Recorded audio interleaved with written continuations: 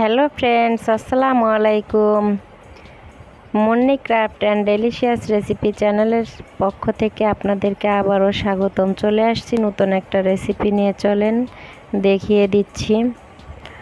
তো প্রথমে আমি একটা ডিম নিয়ে নিলাম, নর্মাল টেম্পারেচারের একটা ডিম ফেটে আমি আলাদা এক সাইডে করে রেখে দিচ্ছি। তো এরপরে চলে যাচ্ছি মূল রেসিপিতে। তো আজকে আমি তৈরি করে দেখাবো রসমালাই, কিভাবে দোকানের মতো পারফেক্ট রসমালাই তৈরি করতে হয়। এখানে নিয়েছি ডানো ব্র্যান্ডের গুঁড়ো দুধ।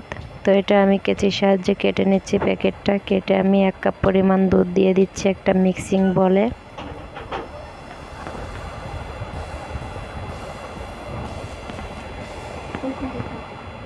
তো এখন দিয়ে দিচ্ছি 1 কাপ পরিমাণ গুঁড়ো দুধ।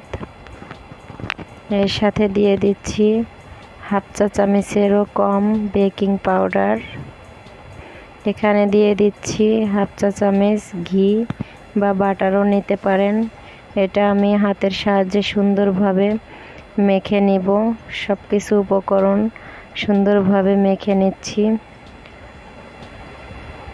তো এটা আপনি বুঝবেন কিভাবে, একটু মুঠ পাকায় দেখে নেবেন যে এটা সুন্দর হয়েছে কিনা। তো এই পর্যায়ে আমি এই ডিমটা মেখে নেওয়া ডিমটা দিয়ে সুন্দরভাবে একটা ডো তৈরি করে নিব।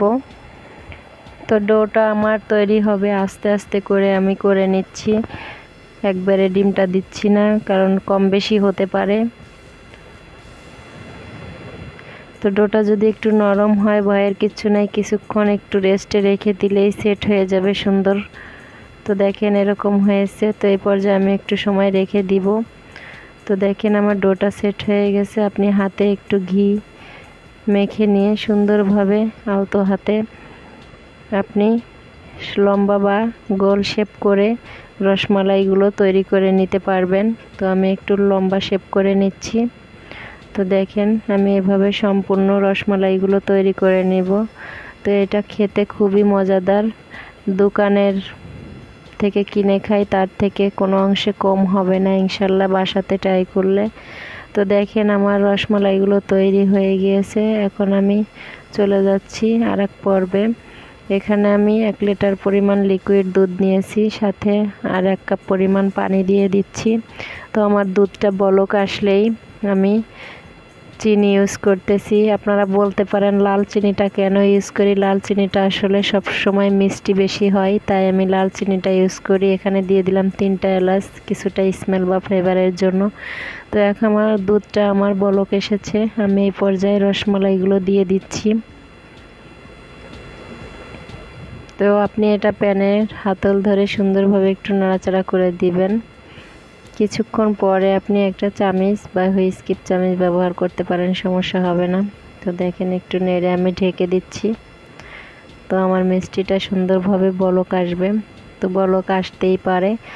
তো আপনি নাড়াচাড়া না করে কিছুক্ষণ পর পর এরকম ঢাকনাটা একটু আলগা করে দিবেন, যাতে ভাপটা বের হয়ে গেলে আবারও চুপসে যাবে। তো দেখেন এভাবে করে কয়েকবার করে দিবেন। মাত্র 15 মিনিটে খুব সহজে তৈরি করে নিব রসমালাইটা।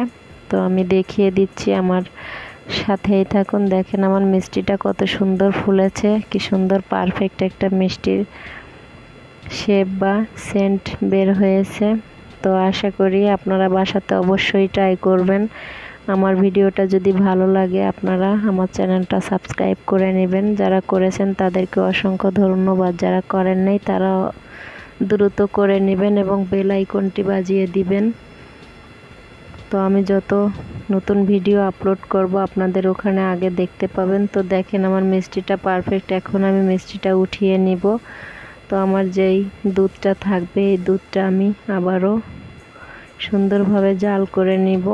তো দেখেন আমি এই পর্যায়ে মিষ্টিগুলো তুলে নিচ্ছি।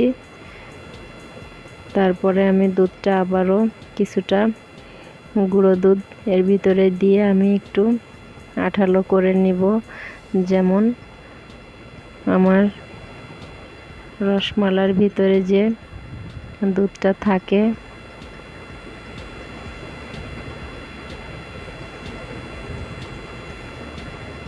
তো দেখেন মিষ্টিগুলো কত সুন্দর ফুলেছে, দেখতেও সুন্দর দেখা যাচ্ছে। তো এভাবে করে আমি সম্পূর্ণ মিষ্টিগুলো তুলে নিচ্ছি। তো এরপরে আমি একটা ক্রিমের থেকে আরেকটু পাতলা হবে এরকম একটা দুধের ক্যারামেল তৈরি করে নিচ্ছি। তো এটার ভিতরে এখন আমি হাফ কাপ পরিমাণ গুঁড়ো দুধ দিয়ে দিচ্ছি, যাতে সুন্দর তাড়াতাড়ি ঘন হয়ে আসবে। তো দেখেন ডানো ব্র্যান্ডের দুধটাই আমি সবসময় ইউজ করতেছি। তো দেখেন আমি এখন দিয়ে দিচ্ছি দুধটা, এই যে আমি মিশিয়ে দিলাম। তো আমার দুধটা সুন্দর তাড়াতাড়ি ক্রিমি হয়ে আসবে এবং সুন্দর একটা স্মেল হবে, কালারও হবে সুন্দর দেখতে, সেম রসমালাইয়ের মতো সেন্টও হবে। তো দেখেন আমি সম্পূর্ণ দুধটা মাখানো হয়ে গিয়েছে, এখন আমি সার্ভ করে দেখিয়ে দিচ্ছি। এর ভিতরে মিষ্টিটা দিয়ে যে নামিয়ে নিয়েছি, দেখেন আমার রসমালাইটা সেম পারফেক্ট একটা রসমালাই তৈরি করে নিলাম। তো সবাই ভালো থাকবেন, সুস্থ থাকবেন, আল্লাহ হাফেজ।